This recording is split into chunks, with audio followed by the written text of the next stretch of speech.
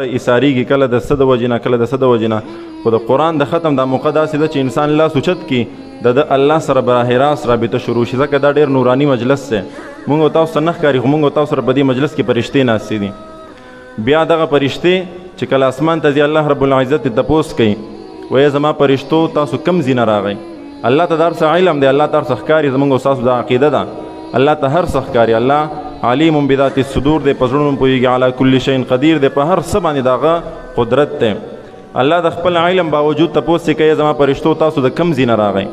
او ورته وایي یا الله مونږ په دنیا کې یو داسې ځای ته تللي یو داسې مجلس ته تللي یو داسې پروګرام ته تللي چې هلته کې ستا بندګان راجمع شوي وو او ستا حمد و ثنا یې ویله ځکه مونږ او تاسو چې اوس راجمع یو دا د نبی علیه السلام نعتونه ویلی شو د قرآن تلاوت وشو د قرآن عظیم الشان ختم وشو دا ډېره د سعادت او لویه خبره ده نو فرشتې ورته وایي چې الله مونږ دغسې یو پروګرام له تللي ستا بندګان راجمع شوي او ستا ثنا ستا لویي او ستا پاکي بیانوله نو الله رب العزت بیا سره د علم تپوس چې کوي وایي زما فرشتو دغې خلکو څه غوښتل او د څه نه یې پناه غوښتله نو الله رب العزت دا فرشتې فرمایي وایي یا الله ستا حمد و ثنا یې بیان کړه او د جهنم نه د قبر د عذاب نه پناه غوښته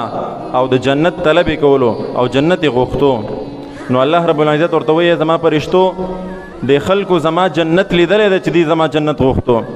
نو فرشتې ورته وایي الله دا خو ښکاره خبره ده چې هغې جنت لیدلی څه چې محسوس کړی هم نه دی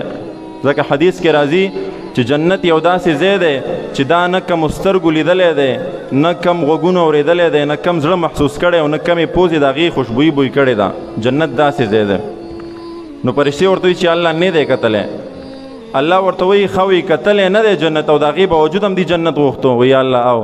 الله ورته فرمایي وایي زما فرشتو تاسو ګواه اوسئ کم خلک چې راغلي وو ما د دغې ټولو خلکو ته په دې بدله کې جنت ورکو کم خلک چې راغلي وو ما ټولو ته جنت ورکو بیا ورته فرمایي وایي د څه نه پناه غوښته فرشتې ورته وایي یا الله د جهنم نه او د قبر د عذاب نه ستا د غصې نه پناه غوښته نو الله رب العزت ورته فرمایي وایي دی جهنم لیدلی دی فرشتې ورته فرمایي نه دی لیدلی وایي زما عذاب یې لیدلی دی قبر عذاب یې لیدلی زما غصه یې لیدلی وایي الله نه دی لیدلی خو وایي فرشتو تاسو ګواه اوسېږئ چې د دغې خلکو ما مغفرت وکړو د قبر او د جهنم د عذاب نه ما دوی وساتل بچ مې کړتې فرشتې ورته بیا وایي وایي الله دې کې خو بعضې داسې خلک راغلي وو چا دې ختم ته نه و راغلي هسې معلومات له راغلي وي چا سره کار و یا هسې راتو شوي وو په لاره باندې دې ختم ته نه و راغلي الله ورته فرمایي نو د ختم والا او د برکت نه د دغې خلکو مغفرت هم وشو